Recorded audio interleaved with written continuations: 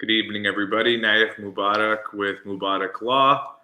It's time for our weekly Facebook Live, so I'll just wait till we're at about a minute and we can get started. We're going to talk about what's coming in 2021 and some quick updates for you all and some tips, I think, that are going to coincide with an update that we sent out earlier today. So we do have some good information for you, and I'm ready to share these tips with you in just a few seconds, okay?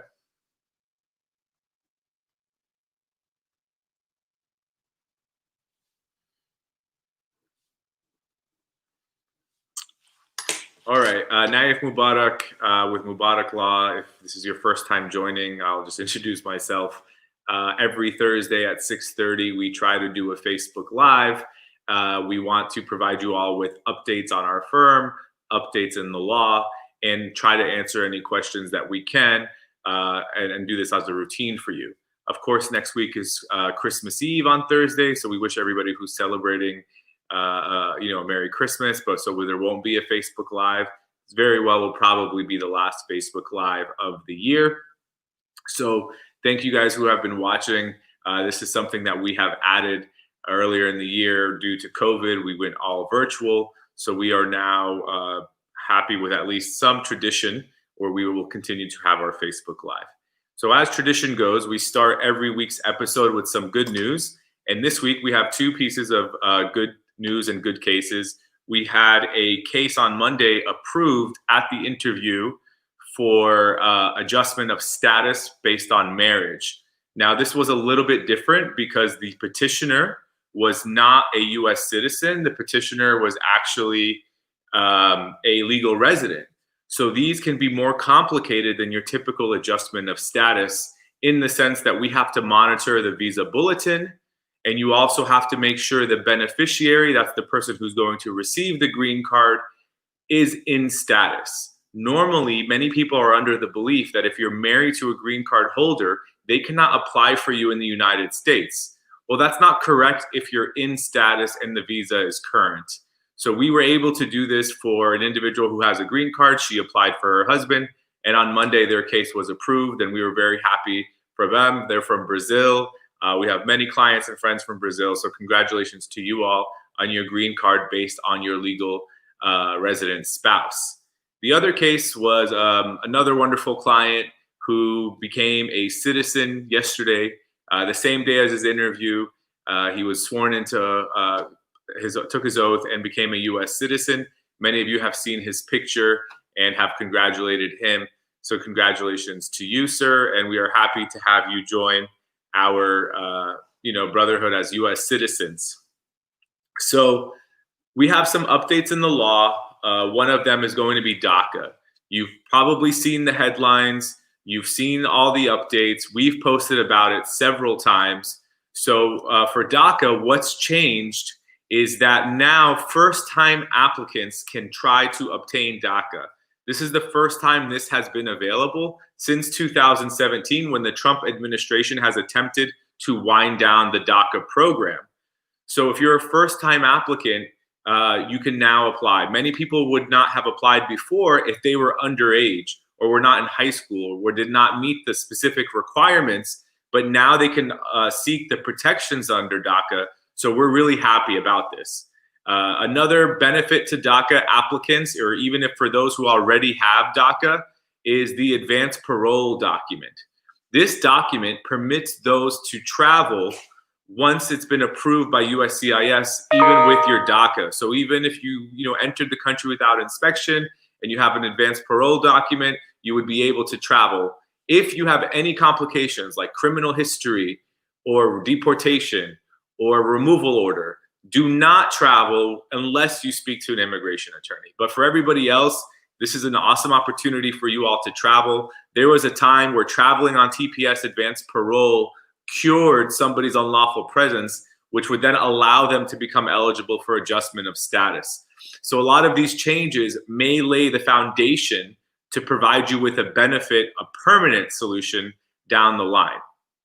And then briefly in 2020, work permits for DACA applicants in about June, USCIS changed their policy, I believe was June, to issue 1-year work permits instead of 2-year work permits.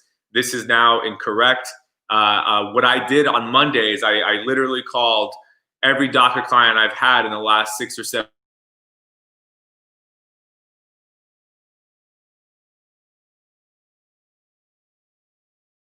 people's lives. So we're thankful for these updates. Now, USCIS may challenge this again. There's only a couple weeks left of this administration, so I'm not sure if USCIS is going to rescind this policy. And what my advice has been to everybody is, if you qualify for DACA for the first time, if you qualify for advanced parole, please send in your applications now so you don't lose this opportunity. Now, earlier when I mentioned that the visa bulletin was an important part of the marriage case from Monday, the visa bulletin is the one that controls how many visas are issued every month. Okay, and so there's different categories of visas. Like, for example, your parents are in a different category than your siblings. Married children are a different category than unmarried adult children. So one of the good tools that you can use is the USCIS app. You can download this app, put your receipt numbers in it. You can see, you'll get notifications if there's an update on your case, but you'll also get a notification when the new visa bulletin is out. This way you can track where are they now on U.S. citizen sibling petitions, for example, or where are they on LPR spouse petitions? Is it current? Current meaning that there's visas available. And if so, can I apply for my spouse even though I'm not a citizen, I only have a green card? So that's one thing you want to download, and you can monitor your cases that way. Another thing we sent out earlier today, actually, on our email blast and on our social media, and this is why it's important you subscribe to our newsletter or to our social media channels, is that many receipt notices are taking double the amount of time that they normally do. In the past, we would tell our clients that it's taking 2 to 4 weeks to receive your receipts after filing, but now it's looking like 4 to 8 weeks, and to the point where USCIS has had to send out an update allowing us to know about this extreme delay due to the amount of people who filed their cases prior to the fee increase. And because of COVID complications, and they've been inundated also with applications, so the receipt process is taking longer. So how can we avoid confusion and being concerned about whether or not the case has been accepted? Is you need to always send your package with a tracking number. This way you can confirm it's delivered. You should have a copy of every single page that you're sending, from the forms to the evidence to even the checks. And then you want to use the filing fees. You want to send them with a check, a personal check or a company check. This way you can monitor the case. And what do I mean by that? So if the receipts are taking 4 to 8 months, or 4 to 8 weeks, for a receipt, you might be wondering, did my case get accepted? Am I out of status? But if you send a check, you can monitor your bank account to see if USCIS accepted the fee. If they accepted the fee, then more likely than not, they have accepted the case. It does not mean it's being approved, but at least the application is pending and you can accept receipts soon. Also, a quick tip, if you check your bank account and you ask for the reverse side of your check, you'll see your receipt number. So that's one way for you to get your receipt number instead of waiting for the receipts to come, and then you can start tracking your case instantly as soon as the checks are deposited. So that's a really important tip. And I don't, money orders, God forbid the mail is lost. It's hard to track. It's hard to cancel. So we always want to defer to checks and sometimes even credit card authorization on some forms. So another update that we have is there's a lot of talk about 2021 and what is it going to look like for immigration and what is it going to look like for a lot of people. So I know that the Biden administration has already announced that there will be a push for Venezuelan TPS.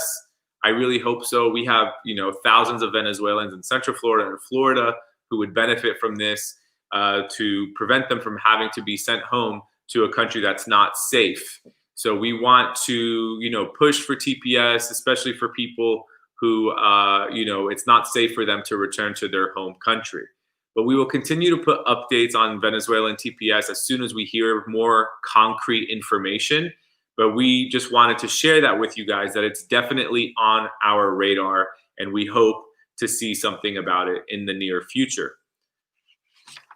So besides DACA, the late notices receipts, Venezuelan TPS, what else do we have? So 2021 at our firm, we are planning some exciting changes to bring you guys more information as far as in addition to these Facebook Lives. So me and the team came up with some ideas, like perhaps even having a mock interview on the live. So you all, even if you're a citizen, you can experience what does a naturalization ceremony or naturalization interview look like? How hard is the questions going to be? There's a new citizenship test out there. So it would be a really nice video for us to provide you all with a mock interview. Another thing that we would like to add is, just instructional videos as far as what's good evidence and what's bad evidence, and what to overlook and what's really important. There's a lot of myths out there on the internet, and every case is different. So not every case is going to have the same thing. A lot of times we have people think that they need a lease even though they're living with their family.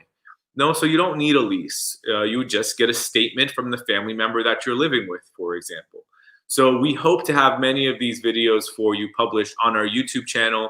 So that's why it's really important, and we ask that you guys please subscribe. I've been doing this for a while now, asking you guys to subscribe to our YouTube channel. And we plan to put in instructional videos like what is important to include in an affidavit for a marriage case. What is important for an affidavit for asylum? Now, if you have any topics for us that you would like for us to share, please let us know. Another cool update, I guess not cool, but just to show you how the process works for personal injury, is that we have received kind of, poor offers on a case. So we have decided that we will be filing suit on a case. So if you remember in one of our past personal injury videos, we talk about pre-suit and then filing suit. So now we're going to leave the pre-suit stage and go to the filing suit portion for one of our cases. And again, we have this information on our YouTube channel. So in addition to that, we will continue to do our Facebook Lives every third Thursday in Arabic. We plan to do it once a month in Spanish and at least another language. And if there's any topics that you guys would like us to have or any types of guests, please let us know. We are here to serve you all. So we plan to bring you a lot more information in 2021, where this way you will be able to go to our channel and just figure out what is an affidavit? What do I need to do? And we get that question pretty often. So a lot of these videos are going to be exclusive and catered to our clients. So when we can explain to them, what do our questionnaires look like? Who is the petitioner? Who is the beneficiary? A lot of times it can be overwhelming, and we are, having meetings like, how can we better serve our clientele? And I think if we had a little orientation about what to expect from our software and the type of evidence we're looking for can go a long way. So if you're one of our clients or one of our future clients, we hope to have that up and running for you guys in the near future. I don't know if there's anything else that we have for you. I know it's been a tough year for so many of us. Please support your small businesses. These restaurants are hurting, guys. Do your best to order takeout, stay safe, and give us any suggestions you have or any feedback. I hope you all have enjoyed our 2020 set of lives. And I hope that if you know anybody who's DACA eligible, if you have DACA, please contact us. Let's get your travel document in. Let's get your first time application and renewal document in. This way you can, move forward and hopefully plant some seeds for a permanent solution in the future. And one last update for those who are on TPS, like Haitian TPS, there has been an automatic extension on your work authorization. So if you go to uscis.gov and type in TPS Haiti, for example, you will see that they have automatically extended. And if you're having issues with your employer, you should, print the regulations that show your work authorization has been automatically extended. Again, every case is different. Everybody has a unique set of facts. Please contact any AILA attorney. AILA is American Immigration Lawyers Association, or credible personal injury attorney if you have questions before you take any decisions on your case. A lot of times in immigration, for example, if you travel, that can be a fatal mistake that we cannot correct. In personal injury, if you don't treat within your first 14 days, this can be a fatal mistake to your case. So that's the information I have for you all today. I hope you guys are doing well, feeling well, and are ready for the holiday season to wrap up 2020. And let's hope for a positive 2021. And we cannot thank you guys enough for following us on social media and supporting us. And we look forward to continue to serve our clients and the greater community as a whole. And please let us know if you have any feedback, good, bad, ugly, nice, positive. We'll be happy to share it with you all. And thank you, Steve. Happy 2021 for you in Istanbul. We appreciate all of our international followers. And Mr. Muhammad, happy holidays. Stay safe to you. You guys are great. And I love to see all the comments and the interaction. And we're here for you. If you have any questions, please let us know. We did send out an email and a post for any families who are in need of food or sustenance or some specific needs. Please contact us and we will try to do our best to help out where we can. Thank you guys again. And we'll wrap up this Facebook, and 2020 is about to be in the history books, and we'll see you guys next year. All right, take care. Have a good night.